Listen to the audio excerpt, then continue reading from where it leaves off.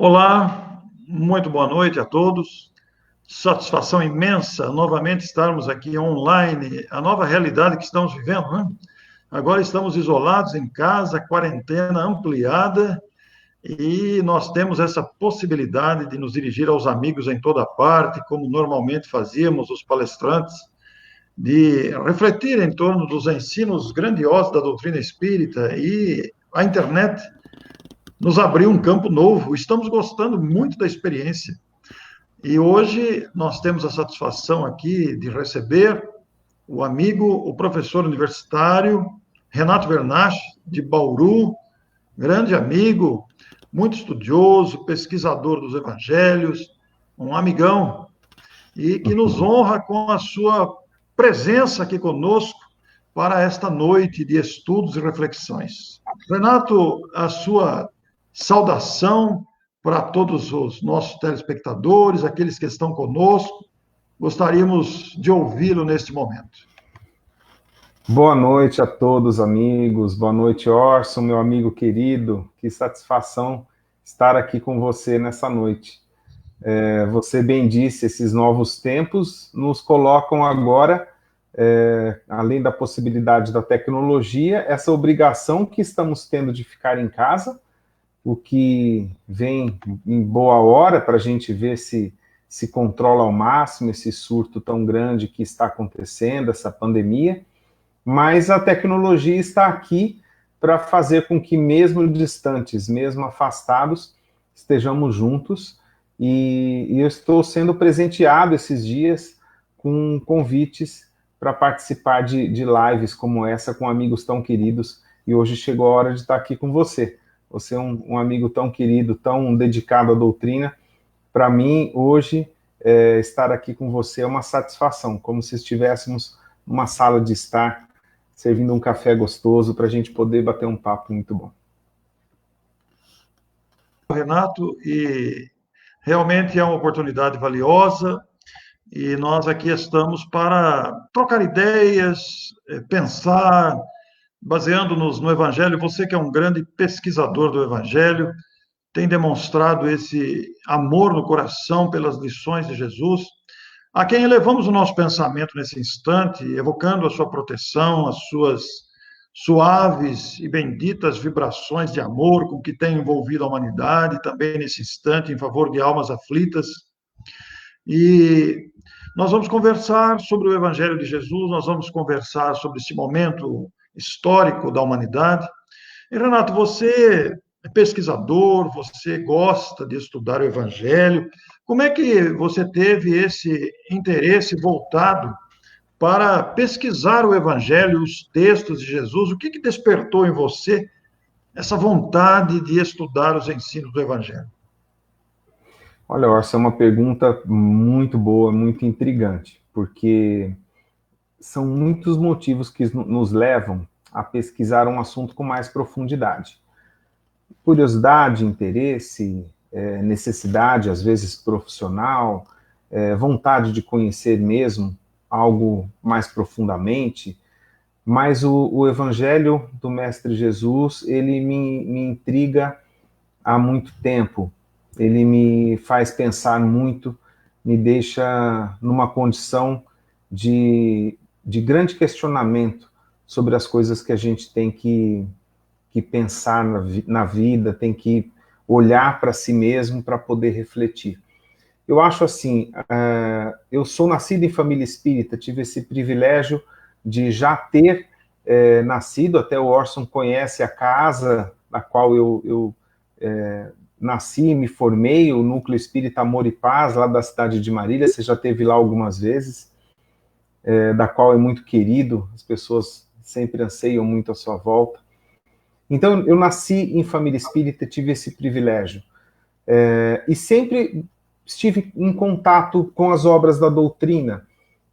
O centro espírita do qual eu me formei era muito criterioso em relação a permanecermos nas obras de Allan Kardec, de André Luiz, Emmanuel. E logo depois eu fui para São Carlos, onde você conhece também o Centro Espírita Obreiros do Bem. Isso. Tradicional instituição lá de São Carlos. tradicional, e eu frequentei, quando fui fazer faculdade em São Carlos, eu comecei por indicação de um amigo, o Alceu Castilho, que fazia faculdade comigo e frequentava o Obreiros do Bem junto com a sua família. E eu fui lá, ainda no prédio antigo, bem no centro da cidade, Isso mesmo. aonde hoje funciona a sede da USE de São Carlos, né? Isso. E hoje, agora, o Obreiros do Bem está lá do lado da João Faber, né? Da fábrica Isso. da Faber-Castell. Então, sempre estive com a doutrina ao meu redor ali, tive esse privilégio muito grande. Mas de todas as obras, a que mais me faz pensar, a que mais me faz refletir é o Evangelho segundo o Espiritismo. De todas elas. É aquela que eu não desgrudo, é aquela que eu consulto sempre, e eu sempre falo em minhas palestras que se você tiver um dilema moral, qualquer um, e nós temos dilemas morais todos os dias na nossa vida. Imensos, né, Renato? Imensos. Às vezes alguns pequenos, e alguns que mexem com a nossa estrutura profundamente, que você não vai saber o que fazer. Você fala assim, eu não sei o que eu vou fazer nesse momento. Ali tem a resposta para tudo. Naquela obra, então eu chamo o Evangelho segundo o Espiritismo de um guia moral. Naquele compêndio todos, naqueles 27 capítulos, mais o capítulo das preces, você tem tudo o que você precisa para saber como se conduzir na Terra, com algumas passagens absolutamente especiais. Então, por exemplo, estarei na quarta-feira com amigos muito queridos nossos em comum. Estarei de novo, já estive semana passada, com Antônio Rubatino, de Belo Horizonte, e com o Simão Pedro, de Patrocínio. Grandes personalidades da divulgação espírita. Grandes. Nem mereço estar do lado deles, mas me convidaram, se convidaram por educação, eu aceitei. E nós iremos discutir um dos capítulos que eu considero mais especiais, o capítulo 17, o Sede Perfeitos. Orson, aquilo é um guia moral, é um guia de conduta, o capítulo Sede Perfeitos, como perfeito é vosso Pai Celestial. Esse é um guia moral, esse capítulo todo, em especial com o tópico Homem de Bem, que a gente deveria ler e reler todos os dias. Aquele tópico Homem de Bem, para ver se o quanto longe estamos ainda e o quanto temos que andar para poder seguir aquilo, né? E quanto podemos aprender com cada parágrafo daquele, né, Renato? A fé, coloca toda a sua fé no futuro, na previdência, na providência de Deus, né? Tudo. Então, o Evangelho, ele sempre... E nós vamos fazer uma combinação de dois capítulos, o 17 e o 19, na fé que transporta montanhas. Então, eu acho uma combinação perfeita, porque o homem de bem é um homem de fé. Não tenha dúvida. Pois é. Nesse instante, né, Renato, nós não temos ideia de quais são as pessoas que estão nos vendo, que estão nos ouvindo, não sabemos dimensionar a aflição que carregam dentro de si por variados fatores, né? Esses capítulos atenderiam essas aflições, né, Renato? Atenderiam perfeitamente. Eu acho assim que hoje em dia a pergunta que mais se faz para pessoas que estejam ligadas a alguma religião, então eu ouço diariamente, Orson, e você também deve ouvir diariamente, o grande questionamento do papel de Deus diante de uma pandemia dessa. Sim. Diante de um flagelo desse, da quantidade de pessoas que já morreram e da quantidade de pessoas que ainda estão por morrer, que vão morrer com certeza, infelizmente, por conta dessa epidemia. Então, acho que a grande pergunta que se faz é: qual é o papel de Deus? Qual que é ele tem responsabilidade sobre isso? É um desígnio de Deus? É uma vontade de Deus? Ou é uma permissão de Deus apenas? Porque que é permitido por Deus, nós sabemos, né? Porque tudo que acontece aqui é permitido que aconteça por Ele. E olha Né? quantas perguntas importantes você fez aí. É permissão de Deus? É Isso. vontade de Deus?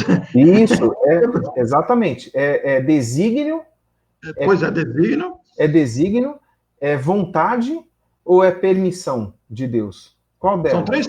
três situações Três bem situações distintas. bem distintas. E a gente tem que pensar, né? Será que é um desígnio dele? Será que é uma coisa pré-determinada? Será que foi alguma coisa pensada para que acontecesse?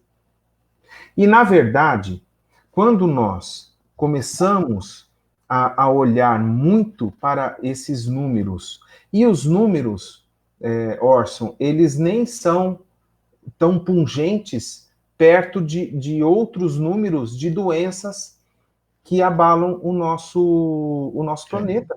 Sim. Né? Se a gente pegar a Organização Mundial de Saúde, nós temos, por exemplo, diarreia. Uma coisa que a Parece gente... uma coisa simples, né? Simples. Costumeira, né? Alguém Cotidiano. não se fala de fatalidade de diarreias, a não ser que você seja um conhecedor de processos de saúde. Você não fala. Ela mata 1,39 milhões de pessoas por ano no mundo. É muita gente, né? É muita É gente. muita Né? gente. É muita gente. O câncer de pulmão mata 1,7 milhões de pessoas por ano. No mundo. No mundo inteiro. É muita gente. Isso significa que o olhar para essa pandemia tem que ser menor? Não. Isso talvez indique que nós temos que ter um olhar bastante ampliado para todos esses números e trazê-los à tona e que nós possamos saber quais mecanismos, porque a ciência está aqui nesse ponto para nos ajudar. Se nós temos remédios, tratamentos que venham dar cura para qualquer doença que seja, nós não podemos negar. Nós não podemos negar. Uma pessoa que tem hipertensão arterial, ela vai chegar e falar assim, eu vou suspender os meus remédios, porque se eu sou hipertenso, Deus quis assim, não é uma coisa artificial que vai me salvar, e vou morrer com 40 e poucos anos mesmo, ao invés de morrer com 80, se eu tomar os meus remédios regularmente. Não. A ciência, e nós estamos num ponto evolutivo hoje do planeta muito importante, embora muito atrasado ainda. Muito atrasado, sem dúvida. Muito atrasado. Eu costumo colocar uma ordem, a gente imagina 5 categorias de planetas, que é como a doutrina espírita classifica os planetas habitados. Vamos de baixo para cima em evolução. 5, 4, 3, 2 e 1. Espíritos, planetas puros, divinos aqui, e aqui embaixo, planetas primitivos. Se a gente colocar 5, 4, 3, 2 e 1, nós estamos no 4 ainda. Tem muito chão para rolar ainda. Tem muito chão para rolar, e para passarmos do 4 para o 3, que é de planetas de expiações e provas, para planeta de regeneração, que tem toda uma análise de que se esse flagelo, quanto tantos outros, quanto os tsunamis, quanto as epidemias, não fazem parte de uma renovação, de uma transição já de evolução planetária para regeneração, e a resposta é sim, faz parte, né? Está dentro deste contexto, infelizmente, nós estamos tão atrasados ainda que esses flagelos ainda são necessários. Pois é. Ainda são. Quando chegarmos em uma predominância do bem sobre o mal, que isso acontecerá do 3 para frente, ainda temos um ponto onde a predominância ainda temos algo a enfrentar. É do mal. Então, se ainda estamos nesse ponto da transição do 4 para o 3, do provas e expiações para a regeneração, nós temos esses momentos de grande renovação dos habitantes do planeta Terra. Isso é fato. Isso é fato. Mas isso deve ser olhado também num contexto maior. Num contexto maior. E isso não minimiza as dores de quem perde, as dores de quem sofre, as dores de quem tem necessidades maiores nesse momento. Nada disso pode ser menosprezado. Se isso fosse menosprezado, nós não teríamos o maior expoente da nossa doutrina espírita no século passado, dedicando grande parte da sua obra para consolar os que perdem os entes queridos. A perda de entes queridos, né, Renato, que está embutida nesse processo que nós estamos vivendo, Isso. sempre foi fonte de muitas aflições, de muitos sofrimentos, de muita angústia, daquela saudade pungente da pessoa que partiu, o desejo de ter notícias, tudo isso está dentro desse processo doloroso, de aflição, que agora eu vi uma cena na TV de um rapaz que morreu de coronavírus, na faixa dos 30 anos, a gente viu o desespero da viúva, jovem. É muito doloroso, não deixa de ser doloroso isso, né, Renato? Sim, e continuará sendo. Continuará sendo. E isso despertou bastante seu interesse, então, na obra Evangelho segundo o Espiritismo, em função desses 2 capítulos especialmente. Isso, exatamente. Eu tenho pérolas muito especiais que eu guardo do Evangelho que me fazem pensar muito. Até na semana passada eu citei enquanto estava naquela reunião com o Rubatino, com o Simão Pedro, e o Campete da FEB estava junto também, isso. Onde eu trouxe, para mim, quase que um mantra do Evangelho segundo o Espiritismo. No capítulo 2º, Meu Reino Não É Deste Mundo, tem um tópico lá que chama-se O Ponto de Vista. É fantástico esse tópico. Esse texto de Kardec é uma pérola doutrinária, né? É uma pérola, porque ele fala que nós precisamos mudar a chave. Nós precisamos passar a enxergar as coisas de um outro jeito, que é essa mudança do ponto de vista. Então, enquanto nós não nos vemos como irmãos e sobreviventes eternos a partir de agora. Isso, exatamente. Eternos. Porque a visão e a certeza da eternidade, nesse tópico, está dizendo assim, nos garante a fé no porvir. A fé inabalável no porvir. E nós temos que ter essa fé. Porque se nós baixarmos, eu sempre falo que essa mudança do ponto de vista é como se você fizesse assim, como se você tirasse o seu olho desta região, que é a região da matéria, e você fizesse isso daqui, ó. Você ampliasse para o horizonte. E nós precisamos fazer isso aqui na Terra. Enquanto nós não fizermos isso, nós vamos chafurdar ainda em lamas de orgulho e de egoísmo, que são os grandes males que nos mantêm na posição 4. Segurando ainda. Segurando ainda na posição 4, porque o Evangelho, segundo o Espiritismo, ele tem um trecho onde ele diz o seguinte, ele nos fala quando que vai passar para a regeneração. Ele nos fala. Mas ele não fala como data. Ele fala como um pai, uma mãe, que o filho chega e fala assim, pai, mãe, posso jogar videogame? E ele fala assim, pode, assim que você terminar de arrumar a louça. Isso. Então, situação, né? Se ele demorar 2 horas para lavar a louça, ele vai esperar mais um pouco, vai demorar mais. 2 horas para poder jogar videogame. É o que está acontecendo com a humanidade. É o que está acontecendo. E no Evangelho segundo o Espiritismo diz exatamente isso. Fala assim, quando que passaremos para a regeneração? De 4 para 3. Quando o orgulho e o egoísmo forem extirpados dos corações dos habitantes da Terra. Está perto isso, Orson? Não, a situação é muito pungente, a nossa mediocridade moral é muito expressiva, Renato. Orson, a gente está muito longe. Muito longe. Mas não é um panorama pessimista, né, Renato? É um panorama otimista. Otimista. Estamos muito longe de extirparmos totalmente. Mas se nós andarmos 50 anos, 70 anos para trás.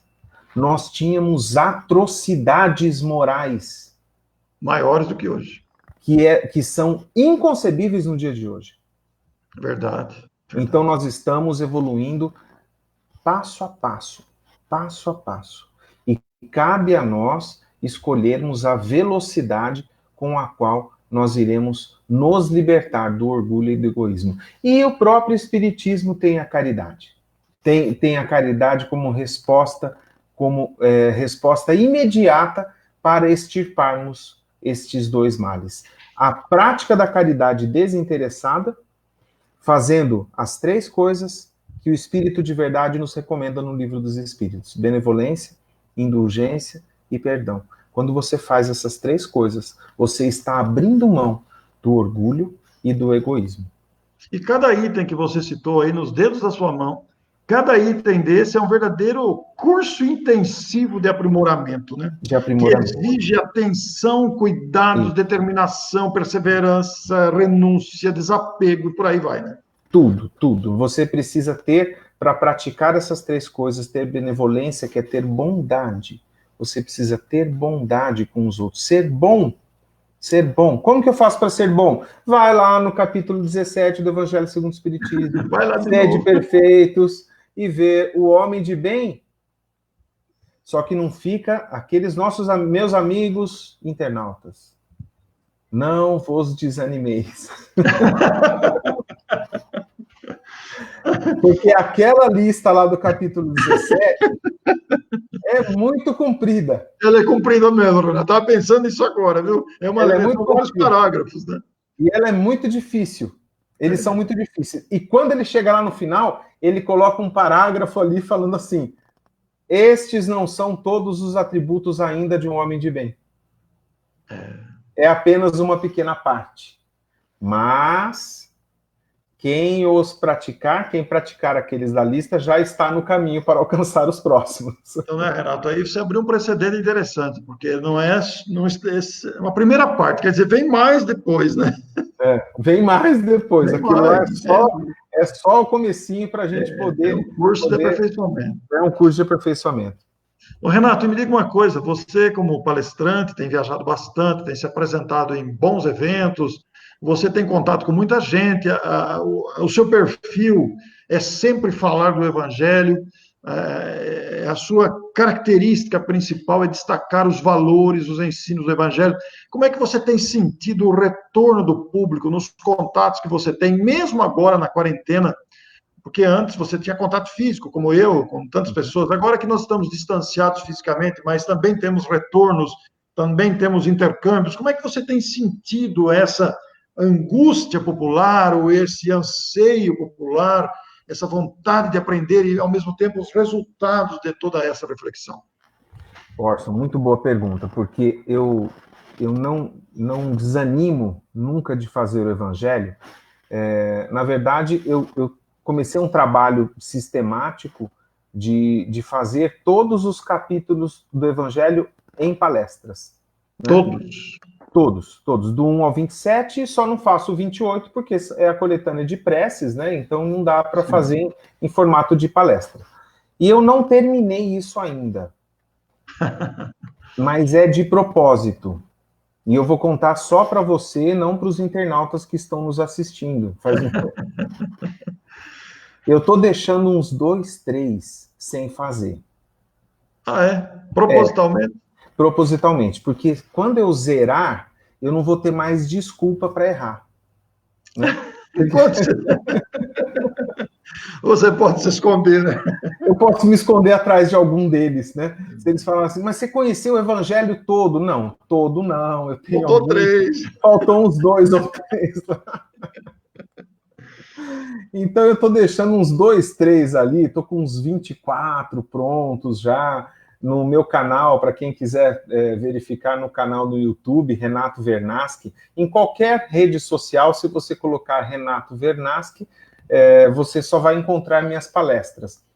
Facebook, Instagram e YouTube estão todos... eu deixei de passar informações pessoais da minha vida particular e dediquei exclusivamente para as palestras, né?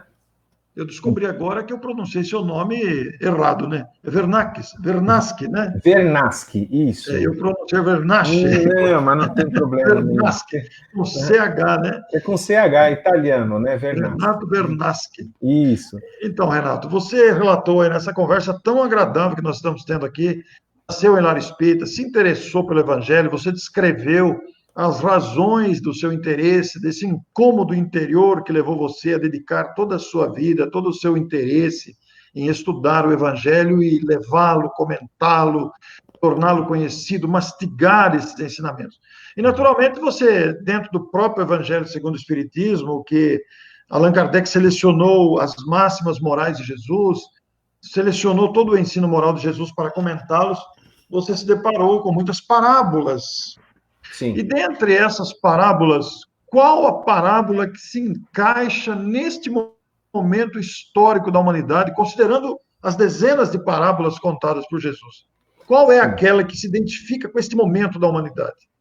Olha, é muito boa essa pergunta, porque as parábolas de Jesus, o Evangelho me encanta tanto, continuando a responder essa pergunta do encantamento do Evangelho, pela atemporidade, por ser atemporal, por ser atemporal, né? Estar além do seu tempo. Então, teoricamente, se nós formos perceber, eu acho que o Orson, você está aí ainda? Estou aqui sozinho, não sei se a transmissão continua. Eu vou continuar como se estivesse transmitindo. O Orson, se não estiver aqui com a gente, pois ele deve entrar novamente. Não, estou aqui, estou aqui. Ah, você está aí? É que eu vou deixar só a sua imagem. Tá. Não, é que sumiu de uma forma diferente dessa vez, eu achei que fosse... Não, É que então tudo bem, então pode quero colocar. deixar a sua imagem exclusivamente pela importância dessa resposta. Eu quero deixar só Tudo você. bem, então tudo bem, eu achei que Mas eu estou aqui. Então tá ótimo. Muito bem. Então é muito importante isso por conta do seguinte: por ser atemporal, embora Jesus tenha falado para nós por parábolas, ele falou naquele momento para aquelas pessoas há mais de 2000 anos. Então ele falou de uma forma, através das histórias, das parábolas, para que todos pudessem entender. Só que se nós compararmos intelectualmente aquela sociedade de mais de 2000 anos para a sociedade de agora, nós estamos muito mais evoluídos. Porém, como essas histórias têm um ensinamento de uma profundidade absurdamente grande, todos esses ensinamentos ainda são válidos. Então, mesmo que contados através de história, ainda são válidos todos esses ensinamentos contidos nas parábolas. E o que nós estamos passando por aqui, hoje, eu selecionaria 2 parábolas, Orson, para a gente poder ilustrar essa questão. Eu acho que a primeira delas seria a primeira questão que a gente poderia estar fazendo, não só para viver esse momento bem, quanto para continuarmos nesse progresso constante, que é a parábola da caridade desinteressada, a parábola do bom samaritano. É a que mais se enquadra nesse momento mesmo. Eu acho que é a parábola que, neste momento, representa a nossa atitude. E, às vezes, ficarmos em casa preservados fazemos uma grande caridade. Pois ainda não sabemos a contaminação. Eu não sei se eu estou contaminado, Orson. Você não sabe se você está contaminado. Nós não sabemos. Temos que ter responsabilidade, cuidado. Tem momentos que temos que sair? Sim. Situações especiais de comprar um remédio, de comprar um alimento no mercado, coisas essenciais. Então, continuemos fazendo as coisas essenciais com a higiene correta, com a preservação do local, com a limpeza com álcool gel, com álcool 70 graus, o que quer que seja, com o expurgo de roupas quando chegamos em casa. Então, as roupas que ficam do lado de fora, as roupas que entram para a nossa casa, todo esse cuidado temos que ter. sim, se a gente conseguir fazer esse achatamento da curva, o famoso achatamento da curva, para que as pessoas consigam ser atendidas nas unidades de saúde. Esse é o grande objetivo agora, e isso é caridade também. Mas isso tudo vai acabar, Orson. É verdade. Tudo isso vai acabar. É verdade. Nós temos notícias espetaculares já em tempo recorde sobre a descoberta de vacinas.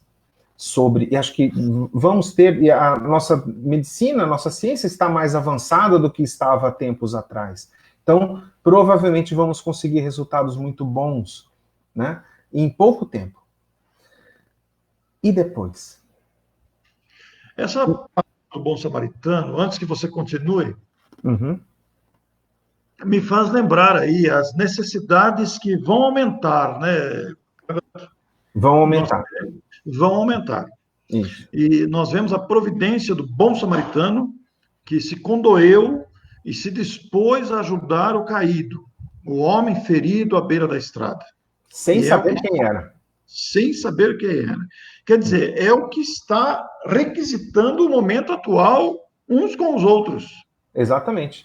E naquele momento, eu acho que assim, uma das coisas, uma dica que eu dou para todos aqueles que querem estudar o Evangelho do Mestre Jesus na sua plenitude maior.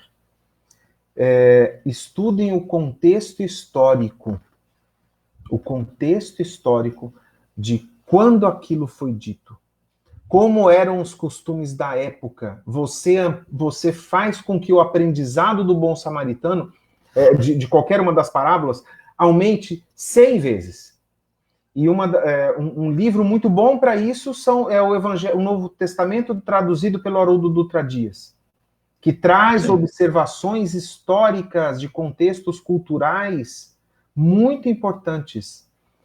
Os livros de história da época nos dão fatores importantes. Então, só para a gente ter uma ideia de como aumenta muito a compreensão das coisas que se disse àquela época. Então, Jesus disse que ele estava desfigurado de tanto ter apanhado, seminu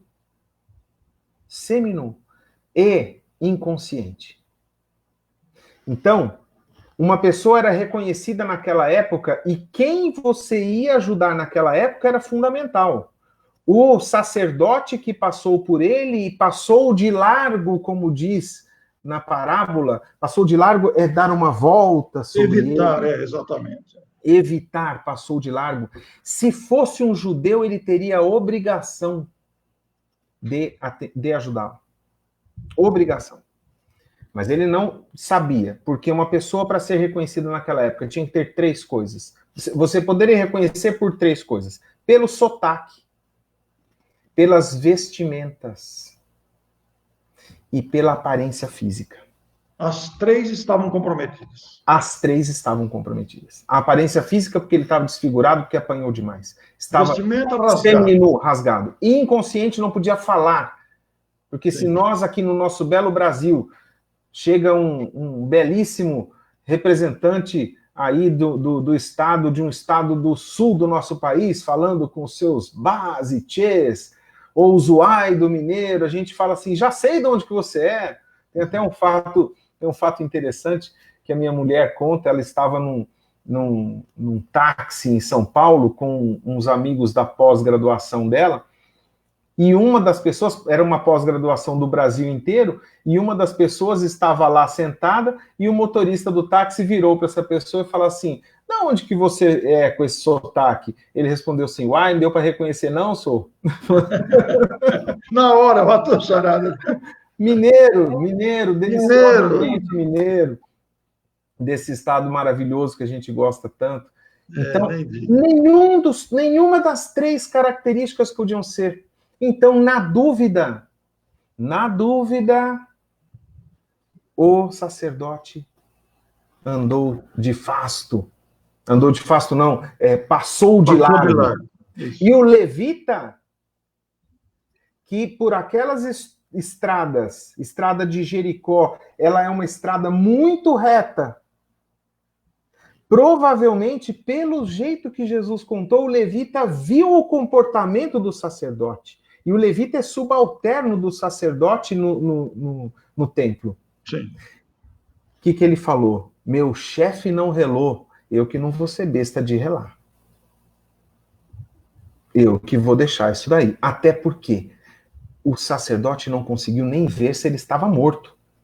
Porque se ele estivesse morto e ele relasse em um cadáver, ele ficaria sujo e por um mês ele não receberia a parcela que lhe era de direito do dízimo, porque ele teria que ficar em limpeza espiritual. Então, mexer indevidamente naquele cadáver, caso estivesse morto, poderia representar a perda do salário dele.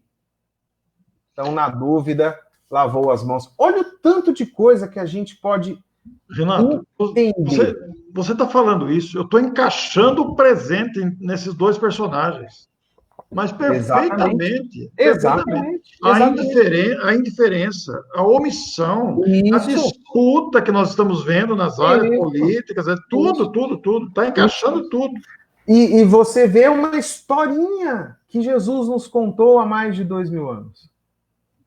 Numa história, ele coloca tanta profundidade, mas a gente só consegue entender essa profundidade plena quando a gente estuda o evangelho de uma forma mais profunda, com um contexto histórico, principalmente.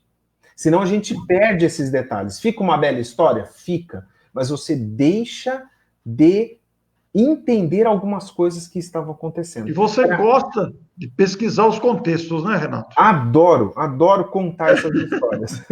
E aí você me perguntou uma coisa que eu deixei de responder há uns minutos atrás. Você me perguntou da reação do público. Eu estava pensando nisso, eu ia voltar. E eu vou te falar uma coisa. Quando nós trazemos essas informações para uma palestra, com mais riqueza de detalhes, contando como era a sociedade da época, como que as coisas aconteciam naquela época, em que contexto que aquilo aconteceu. Quando a gente leva isso para o público, Orson, eu vejo o público hipnotizado. Eles querem absorver essas informações. Eles querem entender mais essas palestras, porque as palavras do nosso mestre nos encantam e nos encantarão sempre. Então, eu continuo trazendo o evangelho e não acho que eu... Claro, eu tenho outras palestras de outros temas. E falo frequentemente, trago temas atuais para estudar a luz da doutrina espírita. Ótimo. Isso a gente faz bastante. Porém, eu nunca... Tem momentos que eu não resisto. Eu falo assim, eu quero trazer o evangelho segundo o espiritismo. Eu quero decifrar uma parábola e trazer esse contexto histórico. E, Orson, a recepção das pessoas é maravilhosa, porque eles gostam de ouvir esse contexto. Eles gostam de saber quando que Jesus foi perguntado sobre tal coisa, em que circunstância perguntaram para Jesus, mestre, como faço para ter o reino de Deus? Não foi numa situação à toa. Então teve todo um momento dele ter vindo de uma travessia, e quando você pergunta isso, é diferente quando você sabe as circunstâncias pelas quais Jesus estava passando naquele momento, que os evangelistas conseguiram nos traduzir e passar para nós essas parábolas, e a gente entende a profundidade, e eu acho que a gente ainda não chegou a 10%, se é que isso não é querer demais até pensar em 10%, da profundidade de ensinamentos que tem nas parábolas do nosso mestre. Até porque, né, Renato, a gente vê nas descrições de André Luiz, principalmente, quando na colônia Nosso Lar, eles recebiam visitas de espíritos vindos de colônias superiores, né, em que os espíritos, com poucas palavras, eles usavam ensinamentos que os deixavam igualmente encantados de perceber a amplitude do ensino, né? E olha que você só falou dos dois primeiros personagens, que situa bem a condição humana atual, não é mesmo? Nós estamos enquadrados nas duas situações que você citou. Exatamente. E aí surge o terceiro personagem. o samaritano, e Jesus, é tanta coisa boa que tem nisso daí.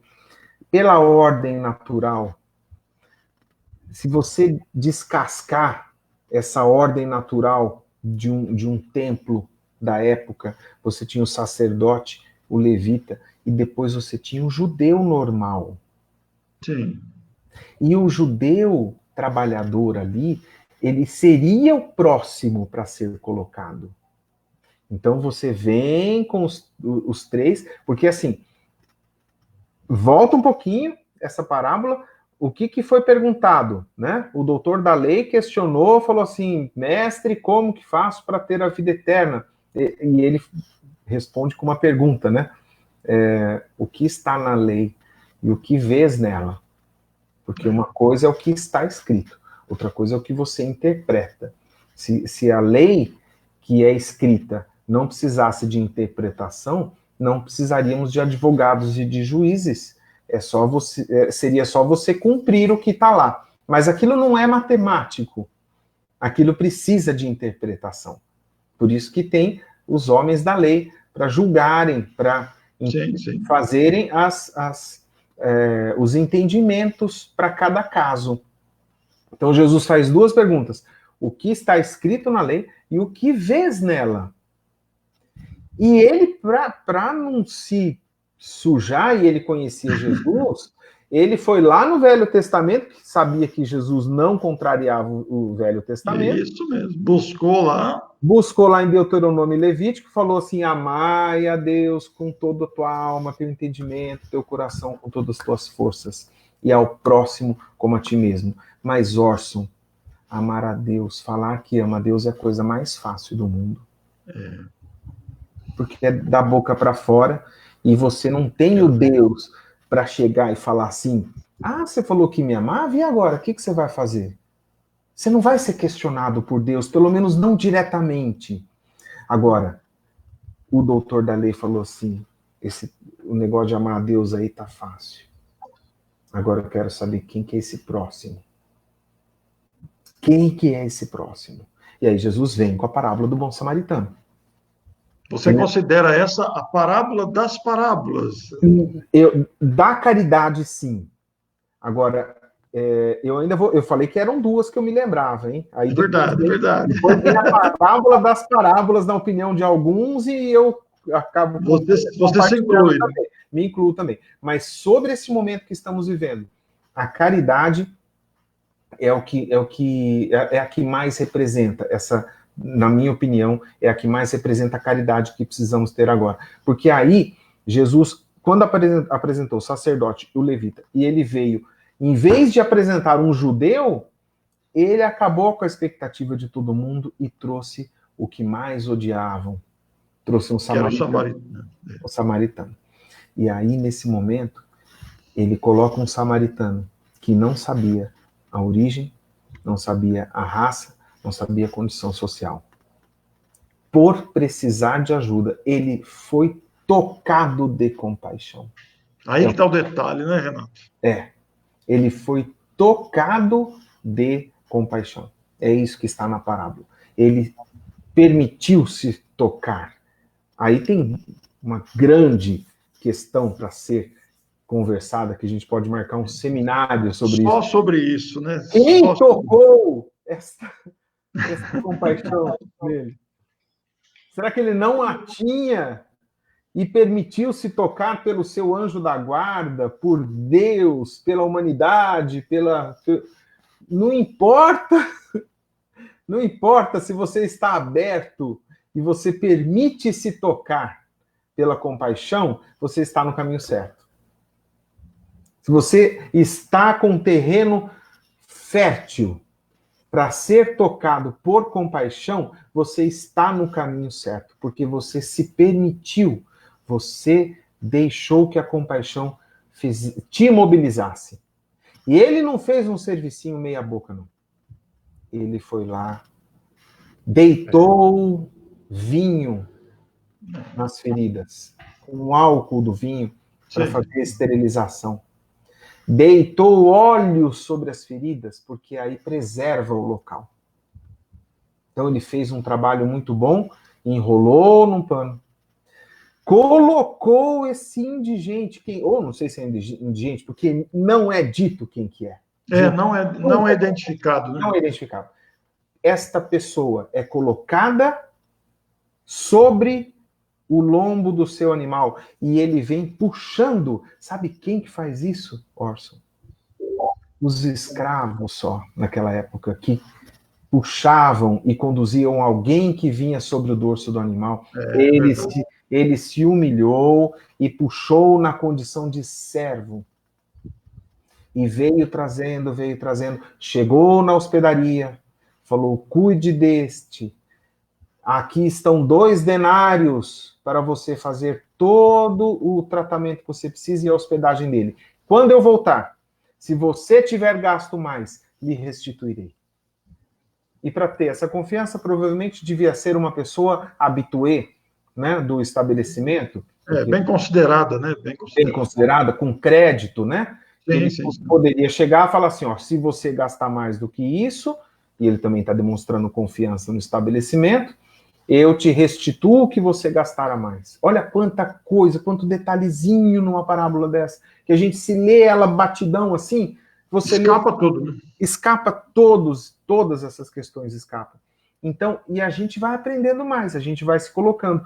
Temos que ser samaritanos, temos que ser. Bom, mas para fechar, essa é a primeira, porque é a caridade que nós temos que ter. E a segunda, eu falei que quando você me perguntou sobre esses eventos atuais, para a gente, como que a gente pode olhar com o olhar da doutrina sobre o que está acontecendo. Então, a primeira coisa é entender o papel de Deus, entender o amor de Deus em cima disso. Aí vem a parábola das parábolas.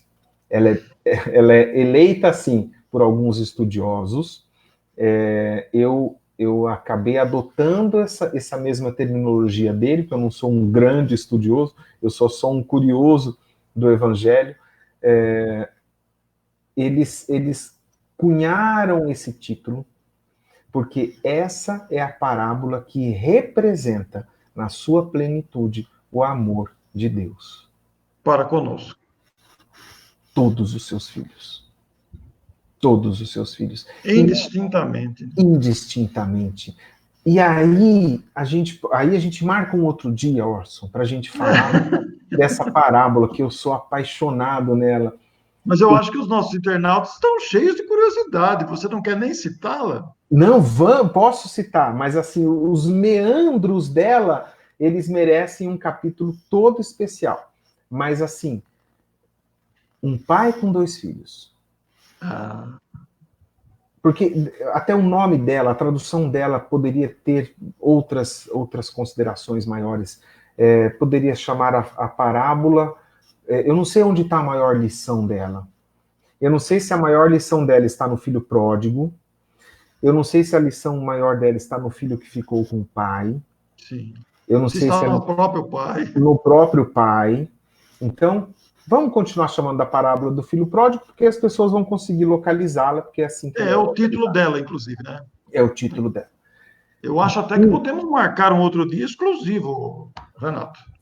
Ela merece. Ela Essa merece. parábola merece para você entender toda a questão envolvida nesse momento de um filho que abandona o lar, levando a sua parte da fortuna. Então, eu vou contar como uma leitura rápida, aquela que a gente vai perder todos os detalhes. Um pai com 2 filhos. Depois a gente vai esmiuçar. Um pai tem 2 filhos, um deles fala assim, dá a minha parte da herança, que vou para o mundo. O pai dá, ele vai para o mundo, gasta tudo com bobagens. Gasta tudo com coisas materiais, mundanas, e volta com o rabinho no meio das pernas.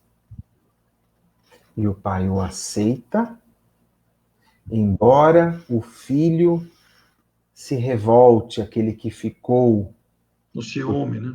Com ciúmes, porque falou, eu continuei aqui, nunca te abandonei, e você recebe este de braços abertos. E aí o pai fala que os seus filhos serão sempre aceitos. Essa é a leitura grossa. Grossa. É porque aí você pode analisar a fortuna, você pode analisar o Nossa, pai, cada filho, não é mesmo? para você, para A você, festa que ele deu para recepcionar, as festas que ele se iludiu, o filho que saiu, por aí vai. para você ter uma ideia, só para dar de exemplo, a quantidade de coisas que tem para a gente esmiuçar nessa parábola, tem um trechinho que fala assim: o pai corre para ver o filho. Isso. Ancião não corre. Verdade, ele era um idoso já, né? Um idoso. Um ancião anda. Tem. O correr para ver um filho tem um significado. Precisa ser extraído esse significado. Tudo, tudo, tudo. Então, que bonito, hein, Renato? Que bonito, vamos lá. hein? A gente tem que analisar pontinho por pontinho. Corre e beija-lhe as faces. Um beijo na face naquela época tinha um significado comercial, de comprometimento, que a gente precisa saber por que ele fez aquilo. Então, cada coisinha a gente pode ir tirando dessa parábola e analisando que ele não só ama esse filho, mas ele ama muito esse filho. Ele não só perdoou esse filho, ele perdoou completamente esse filho. E tendo o outro lá com ciúme. E tendo o outro bravo. com ciúmes. E ele bravo. coloca o outro no lugar dele porque ele ama a felicidade dele. É o filho voltar. A felicidade dele é o filho voltar. Essa é como ela expressa o amor de Deus. Ela é considerada por alguns, e eu me aproprio roubando esse termo, que é a parábola das parábolas, porque ela é um ensinamento maravilhoso. Maravilhoso. É uma palestra que eu adoro dar e as pessoas ficam assim ávidas, ficam sedentas desse conhecimento. E eu acho que quando a gente, você que é um escritor, Orson, você valoriza muito mais a palavra escrita, porque ela é conhecimento que a gente pode levar. Então, eu que, além de palestrante, eu sou professor também, e a gente, quando é acadêmico, a gente tem um rigor muito importante nas referências. Nas referências. Então, eu tento trazer em cada palestra a referência certinha de cada livro que eu usei para citar, porque isso estimula as pessoas a comprarem. E o nosso querido SEAC, Centro Espírita Amor de Caridade, que você conhece muito bem aqui de Bauru, com o nosso amado professor Leopoldo Zanardi, que você também conhece, que cuida daquela livraria do SEAC. Um abraço, professor Leopoldo, se estiver assistindo. Ele me fala assim: Renato, como você tem trazido os nomes dos livros, com os autores, tudo certinho, as pessoas estão saindo da sua palestra e vindo para cá para comprar os livros que você recomendou. Faça o seguinte: antes de você começar uma palestra, antes de você dar uma palestra, você, alguns dias antes, nos avise que livros você vai citar, para que a gente possa abastecer a livraria para as pessoas poderem comprar. Eu também vivo essa experiência, Renato, porque quando a gente cita um livro, você desperta o interesse. Totalmente. Completamente. Totalmente. Então, por exemplo, eu não consigo simplesmente citar, falar assim: esse trecho eu tirei do livro Pensamento e Vida de Emmanuel. Eu não consigo falar só isso. Eu falo assim: esse livro foi tirado do espetacular livro. Mas eu também faço isso, eu adoro fazer isso. Pensamento e Vida, que nós devemos ler constantemente. Pronto, a pessoa já fala assim: deixa eu saber. Eu tenho que ter esse livro. Né? Eu tenho que ter esse livro.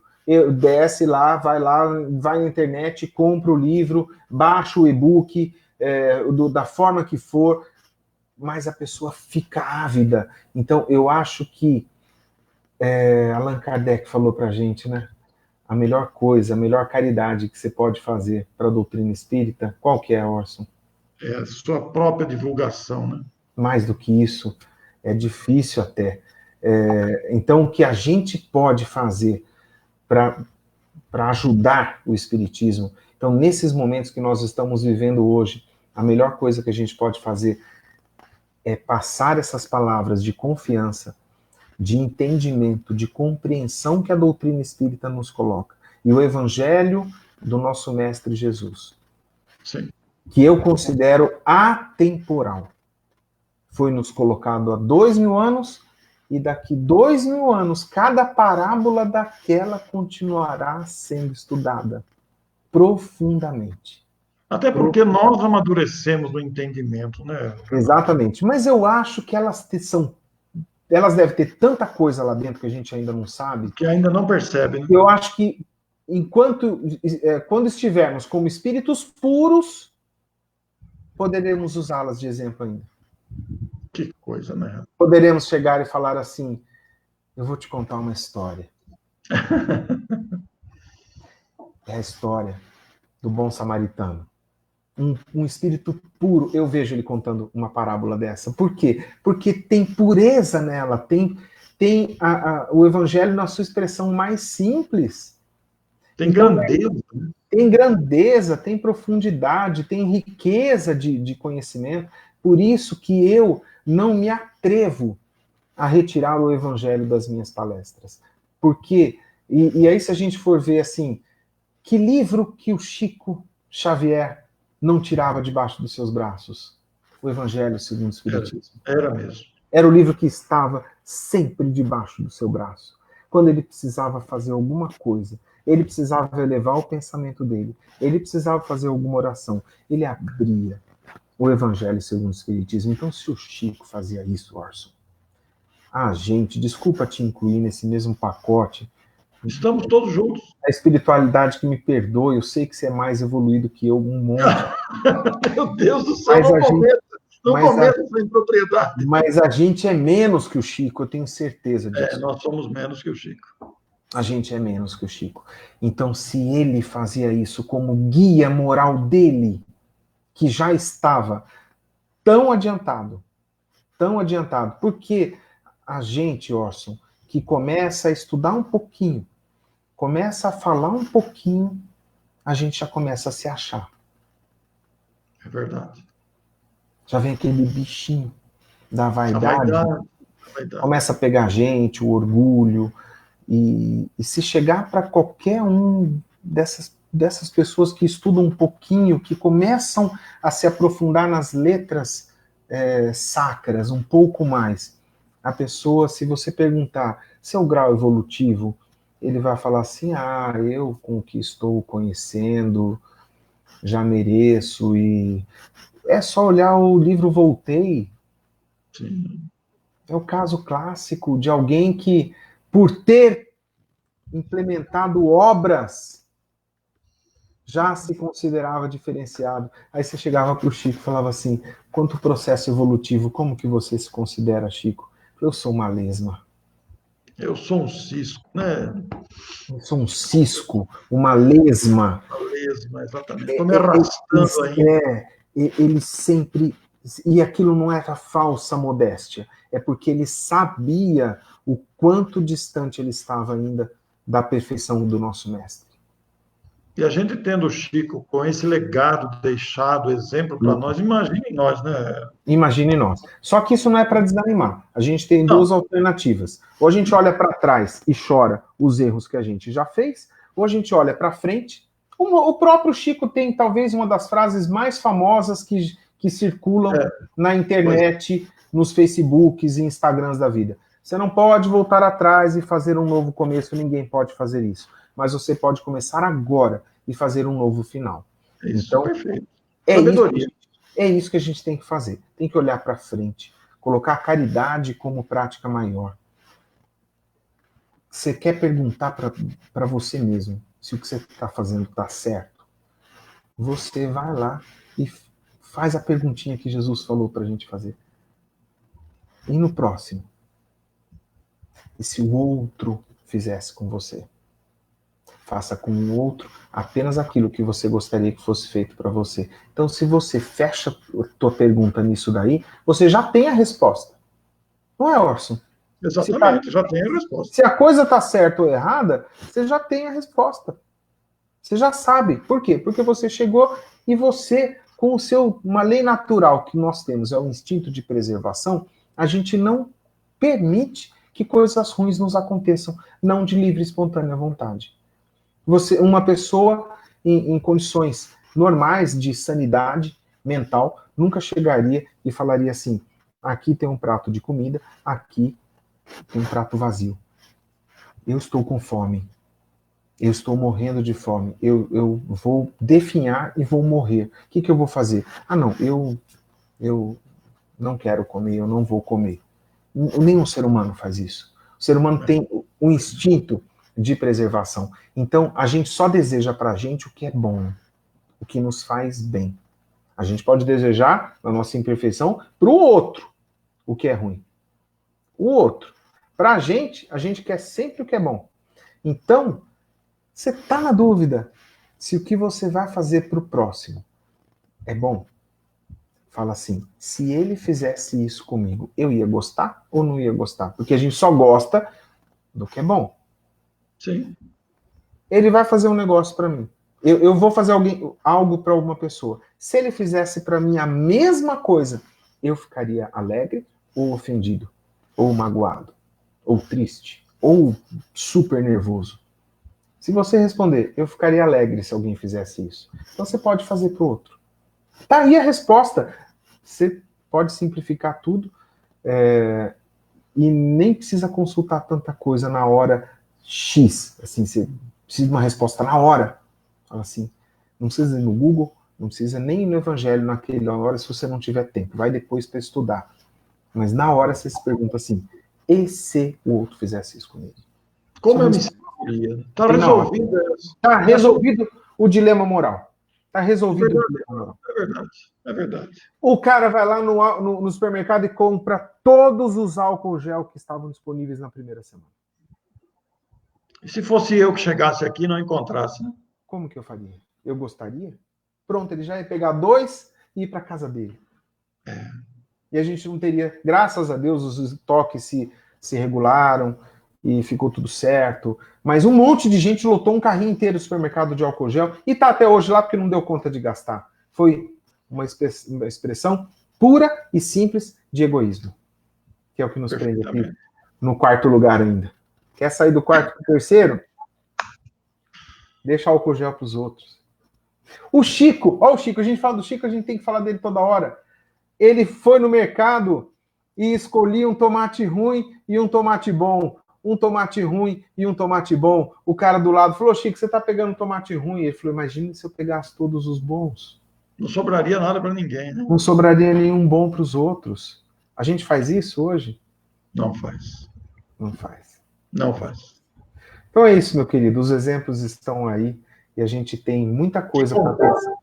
Que conversa boa, hein, Renato? Muito boa, gostei demais, Orson. Eu estou adorando. E olha, eu vou te buscar de novo, vamos anunciar com mais antecedência para você falar a parábola do filho pródigo. Do filho pródigo. Puxar ela para os nossos telespectadores aqui, os nossos amigos internautas do Facebook, que estão por toda parte.